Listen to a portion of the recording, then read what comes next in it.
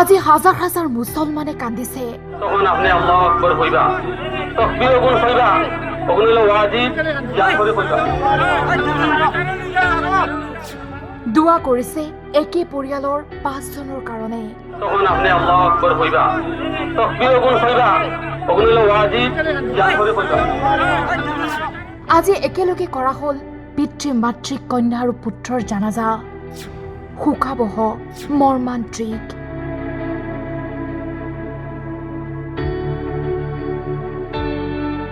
অতি ভয়াৱহ পথ দুৰ্ঘটনা। একেলগে মৃত্যু একে পৰিয়ালৰ 5 জনকৈ ব্যক্তিৰ। ৰেহানাৰ আছিল 28 নৱেম্বৰত বিবাহৰ দিন। কিন্তু বিবাহৰ বাবে কেইদিনমান বাকী থাকোঁতেই ৰেহানাৰ লগতে ৰেহানাৰ পৰিয়ালটোক কাঢ়ি লৈ গ'ল নিয়তিয়ে।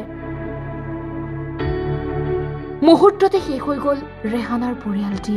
তখন আপনি আল্লাহু আকবাৰ কইবা, তাকবীৰ ওগুন কইবা, ওগুন হলো ওয়াজিব, যা কৰে কইবা। একে পৰিয়ালৰ 5 জন লোকৰ মৃত্যু। এই ভয়াৱহ দুৰ্ঘটনাই প্ৰাণ কাঢ়ি লৈ গ'ল ৰেহানাৰ মাতৃ, পিতৃ, ভাতৃ আৰু বাহন চালকৰ। কালাইন ভৈৰৱপুৰৰ 2য় খণ্ডৰ জাকিৰ হুছেইন, পত্নী ৰেজিনা বেগম, পুত্ৰ দিলৱাৰ হুছেইন আৰু কন্যা ৰেহানা বেগমৰ অকাল মৃত্যু। ৰেহানাৰ পৰিয়ালটিৰ বাবে হাজাৰ হাজাৰ মুছলমানে কৰিছে আল্লাহৰ ওচৰত দোৱা। শিলচৰ কালাইন পথৰ ৰাণীঘাটৰ সমীপত সংঘটিত হয় এই ভয়াৱহ পথ দুৰ্ঘটনা। বলেৰো পিকআপ আৰু অটো ৰিক্সাৰ মাজত মুখামুখি সংঘৰ্ষৰ ফলতে এই দুৰ্ঘটনা সংঘটিত হয়। এনে ঘটনাৰ পুনৰাবৃত্তি কেতিয়াও কাৰো লগতে নহওক। আজি হাজাৰ হাজাৰ মুছলমানৰ চকুত চকুলো। তখন আপনি আল্লাহু আকবাৰ কইবা, তাকবীৰ ওগুন কইবা, ওগুন হলো ওয়াজিব, যা কৰে কইবা। ৰেহানাৰ ডিঙিৰ সমস্যা হৈ আছিল আৰু সেই ডিঙিৰ সমস্যা ঠিক কৰিবৰ বাবে চিকিৎসালয়লৈ লৈ গৈছিল পিতৃ মাতৃ ভাতৃয়ে ৰেহানাক। কিন্তু সেই সময়তে নিয়তিয়ে কাঢ়ি লৈ গ'ল ৰেহানাৰ পিতৃ মাতৃ ভাতৃ আৰু বাহন চালকক।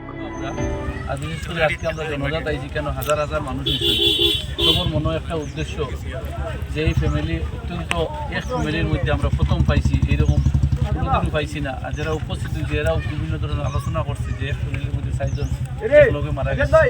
আমরা দুঃখিত ওটাও যে বিভিন্ন জায়গাত আগে আমরা সরকারে বিভিন্ন জায়গাত মারা যাওয়ার পরে আজকে সার্কুল অফিসার আইয়া গেছে, খালিয়াতে আইয়া গেছে, কিন্তু এইরকম ফ্যামিলি মরার পরে আমরা সরকারে বহুত ধরনের ফেসিলিটি দেয়, কিন্তু সরকারের তরফ থেকে এখন পর্যন্ত কোনো ঘোষণা কিছু দেওয়া হয়েছে না। আমরা সরকারের কাছে দাবি করি এই ফ্যামিলির সরকারি আর্থিক প্রায় 20 লক্ষ টাকা সাহায্য করার লাগে, এবং বিশেষ করে জানি আমরা সরকারের তরফ থেকে ইমিডিয়েট ব্যবস্থা করা হয়, এবং বহুত জায়গা দিলে দুর্ঘটনা হয়েছে ইমিডিয়েট সরকারে নেক্সট দিন চেক ফাটানি হয়। কিন্তু আমরা সরকার থেকে কোনো সার্কুল অফিসার হইয়া গেছেন, আমরা ফ্যামিলি থেকে খবর পাইছি, কিন্তু কোনো এটা কোনো সরকারি সাহায্য করার লাগে কোনো আশ্বাস দিয়ে গেছে।